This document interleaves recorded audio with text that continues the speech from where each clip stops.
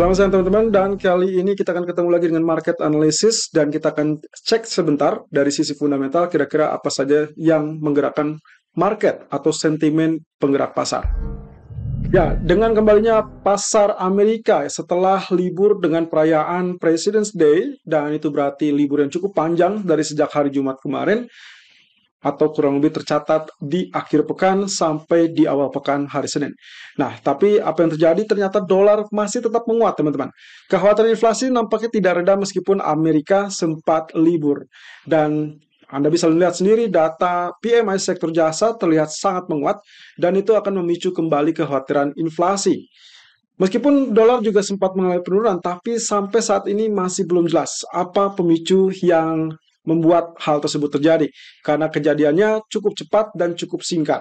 Kemungkinan yang ada di belakang itu adalah kekhawatiran geopolitik, juga kemungkinan bisa menambah kekhawatiran atau suasana negatif di pasar ekuitas terutama.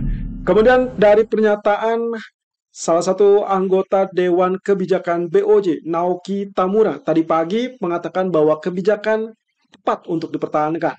Kali ini nampaknya tidak sesuai dengan apa yang diinginkan atau yang diharapkan market. Setelah sebelumnya dia mengatakan atau menginginkan terkait dengan review ataupun peninjauan ulang terkait dengan kebijakan BOJ. Namun tadi pagi, Tamura justru menilai bahwa sangat cocok untuk mempertahankan kebijakan pelonggaran moneter tersebut. BOJ dalam tahapan di mana mereka perlu memperhatikan dengan seksama apakah nantinya Jepang akan mencapai siklus positif untuk kenaikan upah atau tidak. Bahkan Tamura kali ini mengatakan bahwa pelebaran yield band di bulan Desember tidak ditujukan untuk pengetatan moneter. Ini persis dengan apa yang sempat dikatakan oleh Kuroda saat keputusan tersebut dilakukan di bulan Desember dan penjelasan berikutnya di bulan Januari. Nah, namun di sini saya mencatat satu hal yang cukup penting, bahwasanya pernyataan secara pribadi dia mengakui bahwa pelonggaran besar-besaran yang berkepanjangan kemungkinan bisa membatasi atau bahkan telah membatasi efek mekanisme pasar. Jadi di sini saya tandai dengan tanda panah, di mana kemungkinan hal tersebutlah yang membuat kenapa USD Japanese Yen kembali mengalami penurunan. Ini persis dengan apa yang kita perkirakan kemarin, di mana slides menunjukkan bahwasanya kalau memang ternyata pernyataan tersebut tetap konsisten untuk meminta review ataupun peninjauan ulang, maka itu akan mendukung yen. Artinya yen menguat dan itu berarti USD Japanese Yen mengalami penurunan. Kemudian dari data PMI Service yang ternyata mengejutkan. Dari Inggris, UK Flash Service PMI dirilis di angka 50.5 versus ekspektasinya adalah 47.2. Bahkan jika dibandingkan dengan previous ada di 46.8, maka data tersebut termasuk yang terbaik sejak bulan Juni. Lalu kemudian manufakturnya sendiri hanya dirilis di 47.8, sedikit lebih tinggi daripada sebelumnya 47.1. Kelihatannya aktivitas bisnis mulai stabil meskipun sempat didera penurunan 7 bulan secara beruntun, meski dengan hambatan dari suku bunga yang lebih tinggi dan juga tekanan biaya hidup di Inggris. IP Warning juga menunjukkan bahwasannya meskipun survei manufaktur menunjukkan tanda-tanda membaik, tapi sektor pabrik tetap berada dalam sisi kontraksi dan kemungkinan akan fokus pada pengurangan persediaan. Goldman Sachs kembali memprediksikan bahwa minyak bisa terbang sampai level $100 per barel di akhir tahun. Hal ini tentunya bukan hal yang baru mengingat Goldman Sachs sempat merilis prediksi tersebut di akhir tahun 2022. Dan alasan minyak ke level 100 sudah disampaikan adalah karena kurangnya investasi di bahan bakar fosil, lalu kemudian adanya disiplin dari OPEC dan juga permintaan China yang diperkirakan menguat. Sanksi kemungkinan akan menyebabkan lemahnya ekspor minyak Rusia, sementara China sendiri meskipun sampai saat ini belum penuh sepenuhnya, tapi supply masih imbang dengan permintaan dan nantinya kemungkinan dengan peningkatan permintaan dari China, diperkirakan OPEC tidak bisa memenuhi ekspektasi permintaan tersebut, sehingga akhirnya berujung kepada harga minyak yang kembali mengalami kenaikan.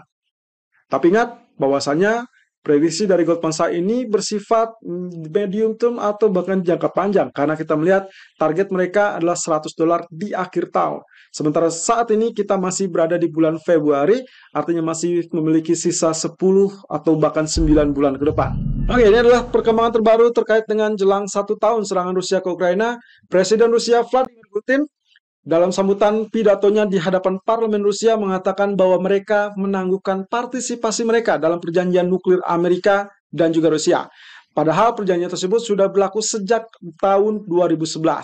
Dengan demikian, satu-satunya kesepakatan yang bisa mengikat antara Amerika dan Rusia untuk tidak menggunakan nuklir sepertinya terancam punah. Kalau itu yang terjadi, well, semoga saja kita tidak mendapati perang nuklir atau yang akan mewarnai perang dunia ketiga. Bahkan Rusia mengancam bahwa mereka akan melakukan uji coba nuklir kalau sampai melihat Amerika melakukannya. Bahkan dalam pidatonya, Putin dengan jelas mengatakan bahwa Baratlah yang memulai semua perang ini. Presiden China Xi Jinping kemungkinan akan bertemu dengan Vladimir Putin dalam waktu 3 minggu ke depan. Dan ini ditenggarai sebagai bagian dari dorongan perdamaian menurut sisi China. Sementara sisi negara-negara Barat mencurigai bahwa ini adalah kemungkinan kesepakatan antara Rusia dan juga China terkait dengan rencana China untuk mengirim pasokan ataupun amunisi senjata ke Rusia. Dan fokus data ataupun event hari ini kita hanya terfokus kepada FOMC Meeting Minutes, yaitu risalah dari pertemuan Fed di tanggal 31 Januari 1 Februari kemarin. Sekedar mengingatkan, inilah poin-poin utama pertemuan FOMC tersebut, di mana Powell sempat mengulas terkait dengan proses inflasi telah dimulai.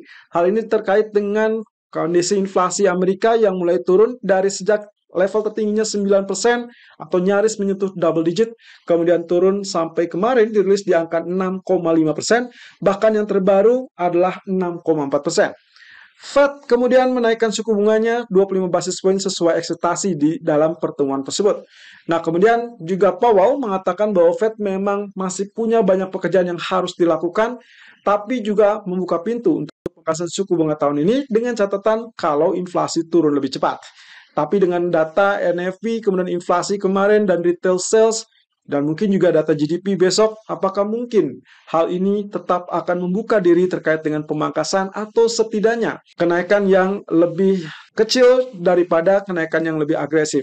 Dan hal tersebut akan memicu rasa kepenasaran dari investor untuk mendengarkan kembali risalah ataupun minutes dari FOMC tersebut. Apakah akan ada perubahan ataupun penambahan yang berarti penegasan terhadap rencana kebijakan suku bunga di bulan Maret atau tidak. Tentunya itu yang akan menjadi penggerak market, tapi seharusnya kalau tidak ada perubahan sama sekali, maka kita tidak akan melihat pergerakan yang terlampau signifikan nanti malam atau dini hari.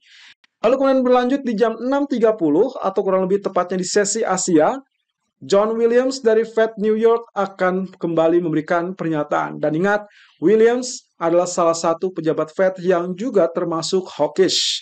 Jadi kita akan melihat potensinya di pagi hari, kemungkinan kita akan melihat gangguan ataupun bahkan dorongan untuk US dollar, berarti gangguan untuk saham atau bahkan emas. Kembali ke US Treasury Yield dan juga USD atau US dollar. Kita akan lihat sejenak dari US Treasury Yield dengan grafik H4 menunjukkan kenaikan yang cukup signifikan. Kembali kemarin ternyata apa kita kirakan melihat ya, dikarenakan dia ternyata malah tembus. Dan kita lihat di sini penembusan cukup besar.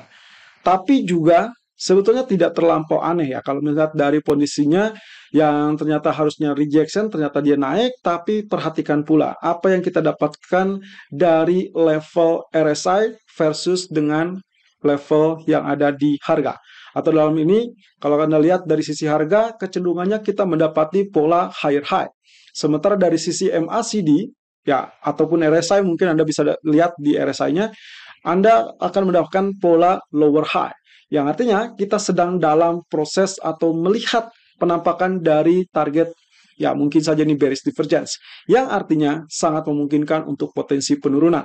Nah, masalahnya apakah itu bisa terjadi nanti malam apa tidak? Saya rasa kita baru akan melihat pergerakannya dini hari, dan itu lebih spesifik kepada FOMC minutes. Walaupun kali ini mungkin saya akan melihatnya sebagai posisi yang tidak terlampau signifikan, mengingat tidak ada perubahan apapun. Tapi kalau terjadi perubahan ataupun penambahan terkait dengan penegasan antara kebijakan untuk bulan Maret dan selanjutnya, maka itu hal yang akan diwaspadai oleh para pelaku pasar termasuk investor global. Oke, kita skip dengan grafik daily. Kalau kita perhatikan di grafik daily-nya, kemungkinan kita akan mendapatkan pola candle bullish. Ya, Anda bisa lihat di sini, dia candle-nya bullish Jadi kalau lihat dari sini sebetulnya dia masih tetap mengalami kenaikan, dan satu poin plus adalah dia sudah berada, nah, kurang lebih tembus dari zona resisten.